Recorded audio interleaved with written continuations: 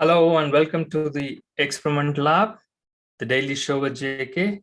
I'm JK, joined by Walter. Walter has become a co-host now. So, hi Walter, good morning. How are you doing? I'm doing pretty good. How are you today? I'm good. So it's exciting new week, Monday. Usually we say like happy Friday because of the weekend, but still we struggle to do work on weekends as well. And it is any other day, and we promised last week that we are going to explore on the topic of how the background verifications are being done and how we can kind of expose that area as well. But before we jump into that, like, I want to welcome Amar as well, who's doing the work on the background. Amar, if you are free, you want to jump in at any point of time. Yeah, sure. I will do that. Thank you. Walter, help me out, right? So there is no going back. So you have been involved in this right now. So whatever that we are trying to do it as an undercover operation and kind of trying to investigate this, what is your take on it, right? I know that this is too early, but still, just in a week, you will get to have some sense of feeling, right? Okay, this is going in the right direction. I'm trying to learn more things here, acquiring more knowledge. Is that what you are going to say, or what is your take on that?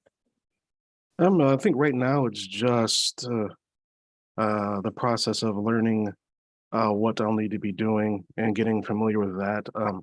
As right now, it feels very similar to there's a lot of the freelance stuff I did. It's pretty much pretty much you just talk back and forth and negotiate a deal, and then you start. But it's just a lot higher level than that, and typically there's not a third party involved, but there's a third party involved here. So I mean, it's definitely not overwhelming. I'm interested to start learning what I need to learn, and then getting going. So yeah, yeah, man, it's pretty straightforward so far. Well, that's something good to know. I mean, I'm happy that like you feel that like this is something not a big deal and it's much easier, straightforward. But how does that turns into true crime, or what exactly are we trying to expose is what like my intention on this daily show.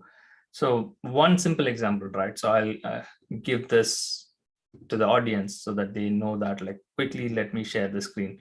So we already shared that like we have a team of people helping out now, including you.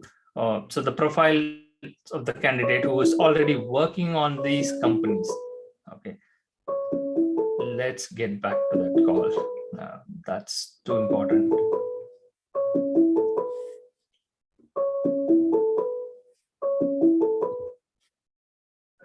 Hello. Hi, Malik. Yes, Neha, tell me. Sorry to bother you again. Actually, I'm waiting for a reply. Yeah, I am in a meeting. I will reply.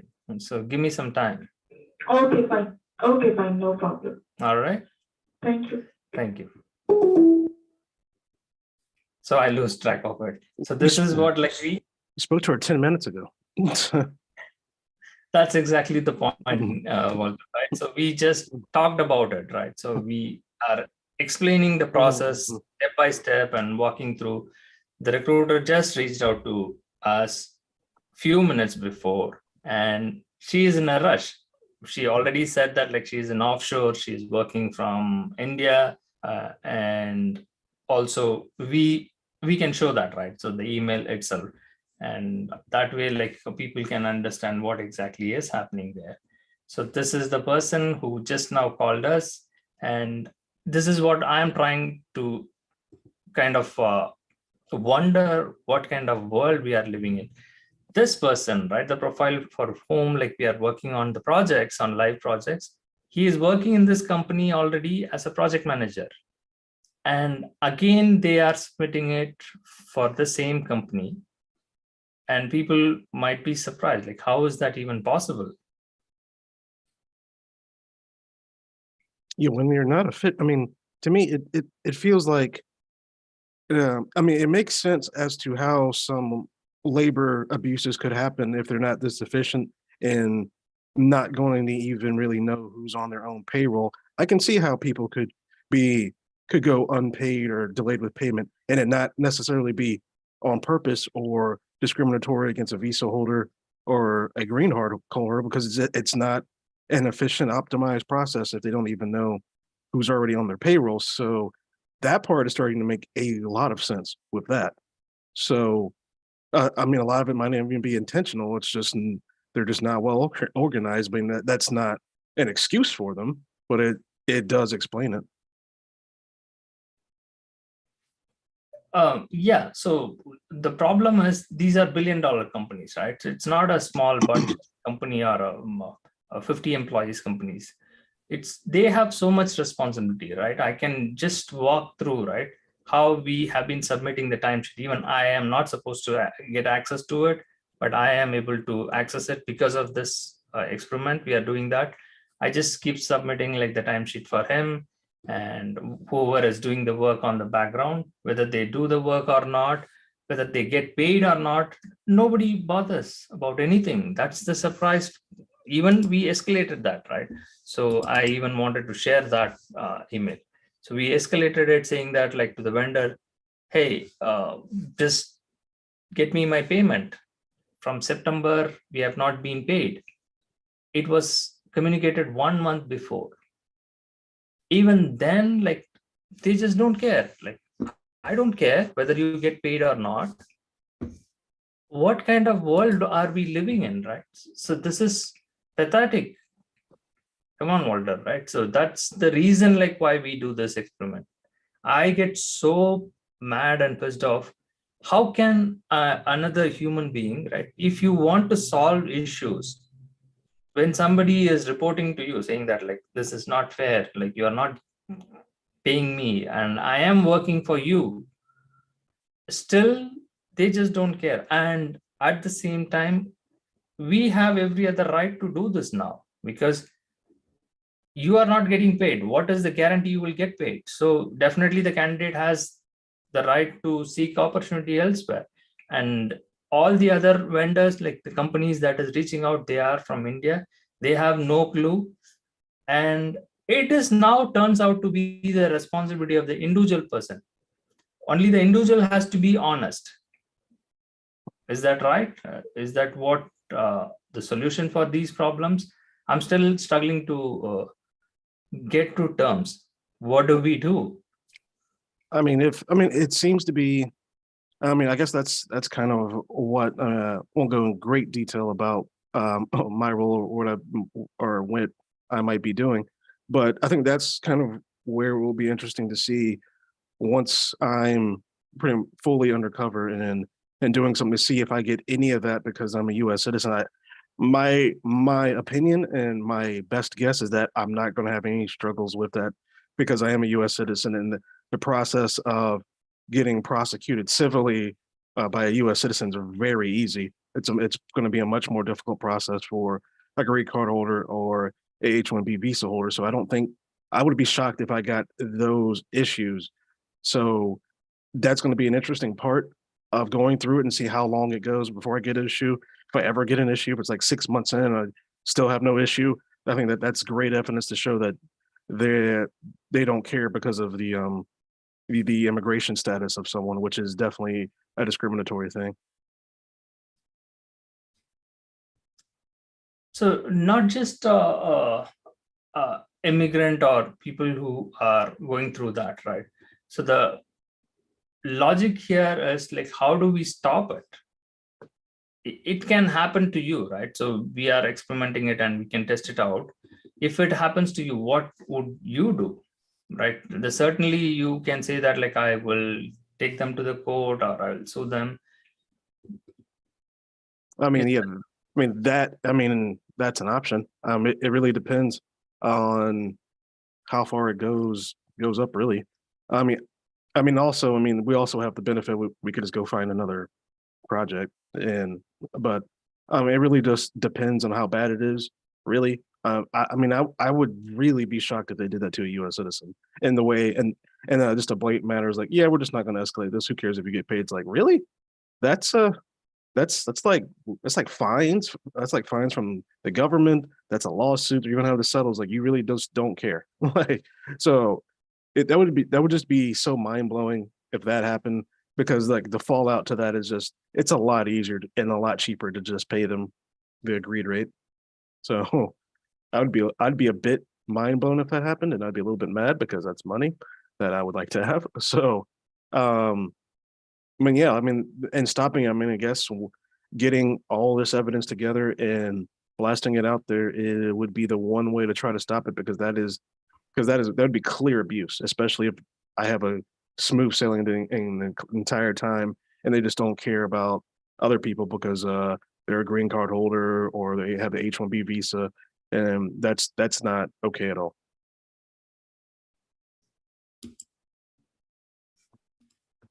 Yeah.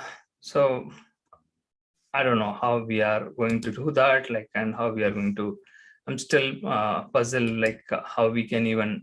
That is one thing, like I always wanted, like to check with the attorneys on what we wanted, like to do and what we wanted to expose, even with the background, right? So I just wanted to share that information as I started with that talk. So today it's going to be the background verification. We just reached out to few of the background verification companies, and they all provided a standard template. So you have to select any one of these packages to begin the screening of the candidates. So to exactly what you mentioned, right? So do you want like to verify their criminal record or social security number trace or employment verification or education verification? What do you want? Based on that, different packages are there. Either you can collect the data from the candidate and provide it like to us, we can do it, or you can send a link that we will provide you and the candidate can directly submit that. So this is what like they told us, right? So I will probably play out a small clip, a video, so that will give a better understanding of what we are doing here.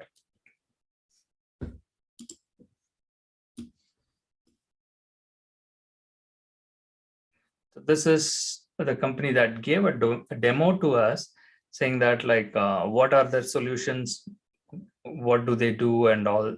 And they do have an international presence, but still the guy, the sales guy who spoke to us, he said like, we are focused mainly on the US one and also how companies do it. I did ask him like the questions that needs to be asked to the attorneys and the legal professionals. He was not, how do I say, like, he did answer those things, but he was like kind of, okay, that's not a big deal. Companies can choose to do their employment-based background. It is their business. So what they want to do has nothing to do with the government or other agencies. And is it legal or illegal? He said, like, I can't answer those things. Many companies do it. That's what, like, even here it is stated, right? They do the pre-employment even before hiring the person. They think that like they have the right to check the background. And I did ask them like, is it possible like to not disclose this information to the candidates without their knowledge, or just by the name? Can we do the background? He did surprise me saying that like, yes, people can do that. Anyone can do that. If you pay me, like, we can run the query, even if they don't provide their date of birth or social security. We will get not very clear background, but to some extent. Yeah, because you might have 100 people with your same name, so they don't know which one they're getting. I mean, if they were, I mean, just my question is, why would you be doing, like, why would a company be doing that if you don't even ever going to hire them? You have no business running their background at all. Like, there's no reason for that. Yes, That's the valid point, right? So why would I run a background on you and spend money on that, right? It's not a small amount, right? So it's like at least for each candidate they are charging. So they said like if you have a contract or an agreement for a year, if you will do at least $1,500 spend in all the candidates background that you are doing it, even for a small business, right? I said like we might not be hiring more than 5 or 10 people, or what if it is a non-profit, we just want to do it for a board member or partners or volunteers. So for that reason, he said like you just choose per candidate, and the cheapest is like at least $30 you have to spend. So why would someone like spend $30 and run the background if they are not going to hire them, right? So that's a logic in which, but still the loophole here is like, in this case, big companies can run the background and find all the details about me. They are having thousands of employees, right? So they might have a contract and it's beneficial. They might not be spending like more than $5 or $10 per candidate in that case, because of the volume they are doing it. So that amounts to illegality, right? So the easier they gather all the information from us, asking our social security, and also they just need the full social security. It's not even just the last 4 and your date of birth. And so I recently even saw a film in Netflix. So with those information, how people do criminal activities and how credit cards are being created and purchases are made. So those kind of scams are possible, right? So you cannot keep track of your data all the time. So that is where like your information data is so valuable, right? Why they call it as like in this era, like the data, big data is so important. So once it is stored, can be mined, and how dark web sells those information of many people. So in that aspect, like I'm worried, like that is why like I'm saying like these companies are not doing things in a right way. They are saying that like we are doing it for a good purpose, right? Just like the girl right now called, right? So she is impatient. She wants to submit. I want you to respond to my email immediately. Give me all the information. I will get my job done. That is her job. So collecting all the data. But without a job offer, if I am going to put my information to thousands of people, how do I know like where it got exposed? I mean, you really don't. I mean, that's my entire issue with them asking for like personal protective information, like social security number off the bat. Like you don't, and it's done through email and stuff like this. That's definitely not secure. And you want that information right off the bat. And what if someone hacks your system and they have my first name, my last name, my address, and my social security number? Then my identity is completely compromised. They can go do whatever they want with it at that point. So that's why every time I hear them ask or hear someone ask, like, can you give me your social over the phone really quick so I can write this down? It's like, no. I'm like, why would I do like I will do that once I am hired and we negotiate everything, then they can securely go run a background check if they really want, but definitely not to a third party. There might not be any criminal legality there, but there's definitely civil legality if you find out that your background's been compromised and someone's out there buying a Ferrari in your name or something like that. It's like, yeah, that someone's going to have to pay for that eventually. So yeah, that's just a thing to me that's the most baffling part of the process so far, is flippantly asking for social security numbers from by a third party. Is like, no, they should not be doing that at all. Yeah, the surprise part here is like all these recruiters can be wiped out from the databases, right? The companies are having headquarters, US based companies, but all the operations are happening in India.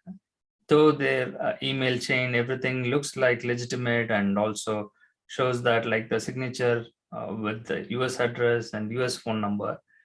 they are recruiters basically sitting in offshore, and they will later on say that, like, even if you take them to the court, they will say like, oh, that's a fake, right? Somebody scammed, and it's not, the person is not even in their company payroll.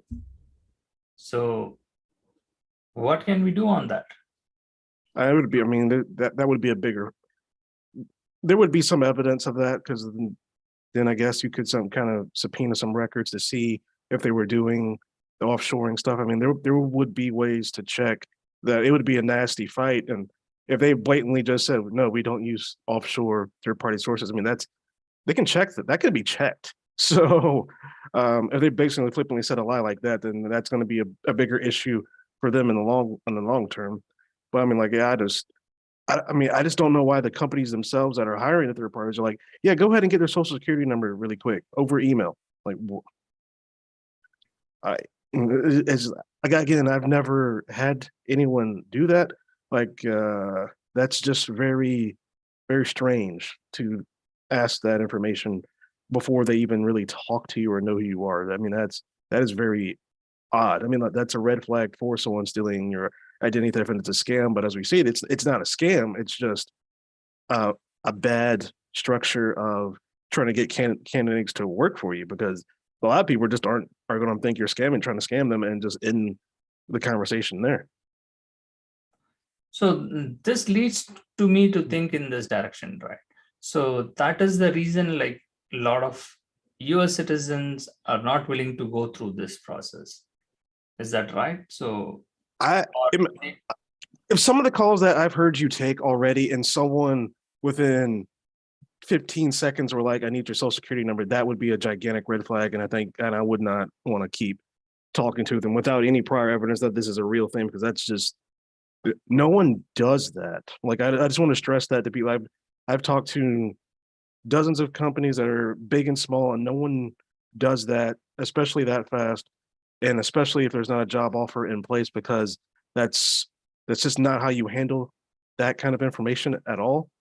And when someone is asking for it that quickly, it makes you want to think they're setting up a profile to steal your identity, and which is a problematic thing in the United States right now. So I don't think a lot of Americans would go through that process if they didn't know or have some evidence that it was legitimate. Like you've done all these projects, and yeah, it's a legitimate thing. It's just they do this weird thing that they shouldn't be doing because it raises red flags. Yeah, that leads to the question, right? So why they segregated and they target people from the immigrant community or non-immigrant, those who are not US citizens? Maybe US citizens who know this process, who can just relax and trust, and okay, fine, this will work. Let me provide this information, and then they can really wonder like how this works out easily and how people make money in this. Well, I guess that's one thing to point out. I guess that's one thing to point out. There will be people that will go through it if we're talking about $150,000, $180,000 a year just for that risk, because that's a bunch of money, and like the median, like the mean income is like 50 or something. So yeah, I mean, they'll do it. They might take the risk for that because that's a lot of money. I just want to point that out. Yeah, certainly, right. So that is why, like, it's kind of forming a network, and also you can see the pattern here. So all the recruiters, again, you will experience that, and we have been talking this over and over again. So that is one thing, like, we can't do anything about it. That's the point I have reached from this experiment, and the conclusion is like, you can't stop these things because these are legitimate things, right? So they will say like, I'm doing a legitimate business, and if at all it is wrong, the government will stop me from doing this. Nobody has forced them like to stop this practice. And all that we heard from them was, why do we need your information? What am I going to do with your information? I'm just basically sitting in some other part of the world, right? I don't have any knowledge about the country, and I don't know anything about you. and I'm just going to work for my company, which is asking me to ask these questions. So that's what they are going to say, right? So this is something that can go back and forth, and there is no solution at all, and no companies, right? It's not just one or two people who is doing, thousands and thousands of people, right? Almost millions of people are doing the same thing. They It's all technically, are also trapped.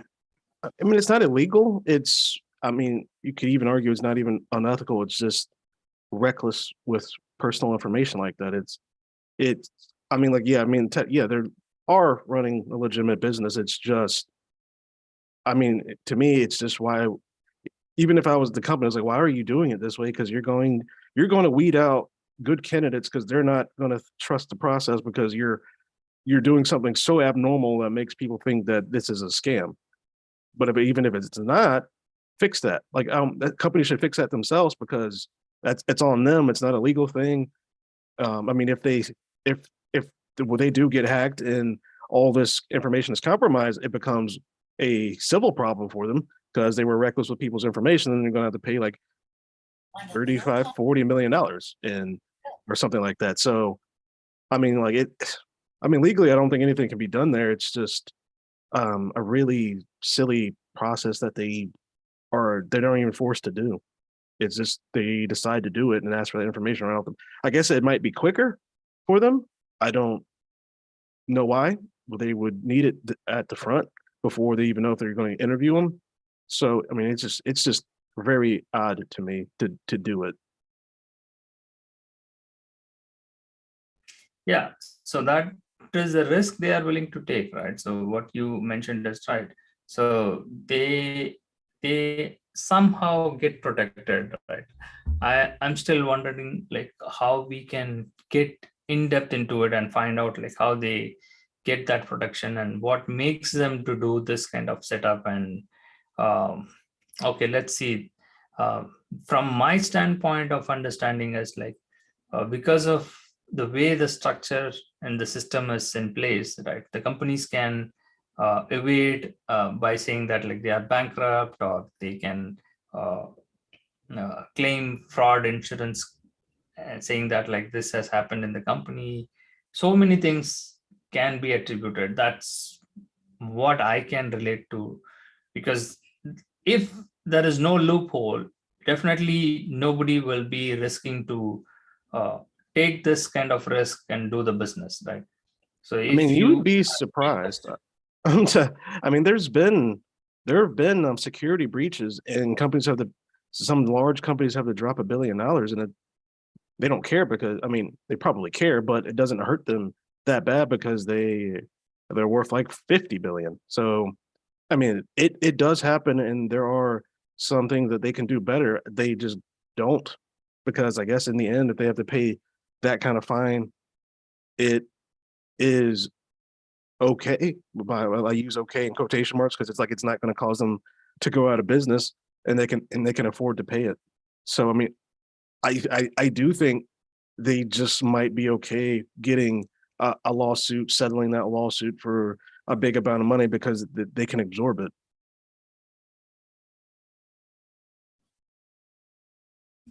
yeah, certainly it looks like that way, because even the big banks that we are getting into right now, they look the same way, right? So they just want, they have so much money that they can burn it out, and they are willing to, even as you said, fine, if we face any lawsuit, we will deal with it and we'll pay the fine and we'll move on.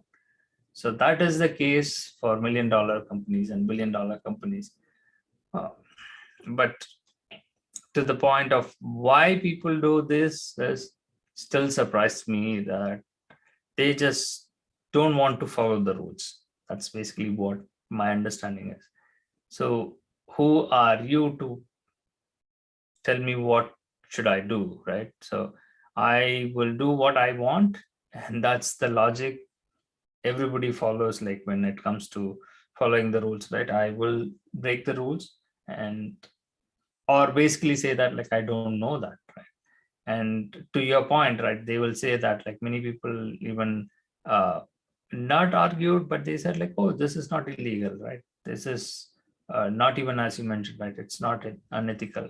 I'm collecting the data, right? If you are willing to give it, like it's based on mutual trust, right? Right. So Yeah. what am I going to do with that? And I'm going to offer you a job, so you have to trust me. That is what is playing out here. But let's see like how this turns out. But more interesting thing is like the interviews, and we have been lucky, and we are signing off this year with a great effort with another project, and we are getting into that project as well in the next 2 weeks. So the background that we discussed about that, also we can explain the process itself for this project that we are getting onboarded, how the background works and how the contracting is being done and how we start the project. Everything can be explained. That will be a bigger treat for people to sign up on our channel as a member and see the exclusive content in the new year. That sounds good.